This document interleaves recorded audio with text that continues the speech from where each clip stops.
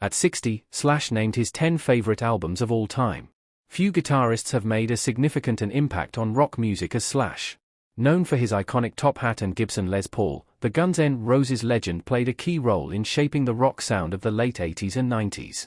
Slash's guitar style draws heavily from legendary artists of the 60s and 70s, including influences like Aerosmith, the Rolling Stones, Black Sabbath, AC/DC, and Led Zeppelin, foundational figures that shaped his musical essence. But what specifically characterizes the sound of a legend? When you think of Slash, images of attitude, swagger, and intense rock energy come to mind. So, what is the source of that iconic style? Although Slash tends to be reserved, when he speaks about music, it opens a treasure trove of rock history. Throughout the years, he's cited numerous albums that inspired him, but these 10 records, in particular, had a profound impact on his life and his evolution as one of rock's most influential guitarists. Let's explore Slash's 10 favorite albums of all time. Aerosmith, Rocks, 1976.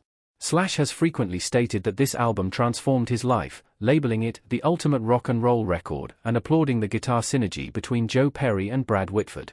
I was maybe 13 at the time, and I was already a music fan.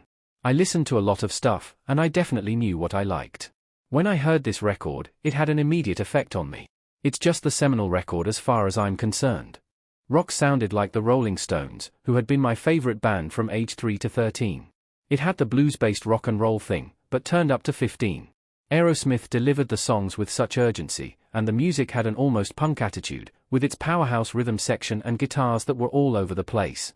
The Rolling Stones, Let It Bleed, 1969. Slash revealed that his all-time favorite music stems from a 4-album era by the Rolling Stones: Beggar's Banquet, Let It Bleed, Sticky Fingers, and Exile on Main St. When pressed to choose, he often highlights Beggar's Banquet and Let It Bleed as foundational. The Stones were the soundtrack of my life for a long time, and they still are. My parents were fans, too. There was a significant period when they released those 3 records that profoundly influenced me: Beggar's Banquet, Let It Bleed, and Sticky Fingers. They were my favorites growing up. The Jimi Hendrix Experience, Are You Experienced? 1967.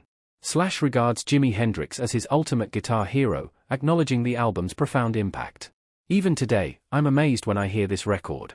It's simply brilliant, and Jimmy's guitar work is phenomenal. That pure passion and bright-eyed enthusiasm for being in a recording studio really makes this a magical album for me. I know the feeling they must have been experiencing. It's something you only get once, if you're lucky. The Who, Who's Next, 1971. Slash admired Pete Townshend's blend of power chords and emotion. Tracks like Barbara O'Reilly and Behind Blue Eyes revealed to him that rock music could be both massively anthemic and intimately personal. The Who are my favorite band, and I'm tempted to go with Tommy here, but when I think about it, I have to choose Who's Next because of how it affected me later on in life as a guitar player. Cheap Trick, In Color, 1977. Slash often hails their debut album as one of the finest raw rock records ever. Growing up listening to 70s rock radio, Cheap Trick was one of his staples. He credits this album's fusion of power pop and hard rock with influencing his melody and songwriting. I owned all the Cheap Trick records up until Dream Police. They're all fantastic, but the first one stands out as one of the greatest raw rock and roll albums ever. AC/DC, Back in Black, 1980. While previously a fan of Bon Scott-era albums like Highway to Hell, Slash notes that Back in Black left the biggest influence on him due to its timing. Often, it's about having the right album at the perfect moment. I was already an AC/DC fan, with Powerage and Highway to Hell resonating with me, but the most impactful was Back in Black. It came out during a crucial period in my life when I was around 15.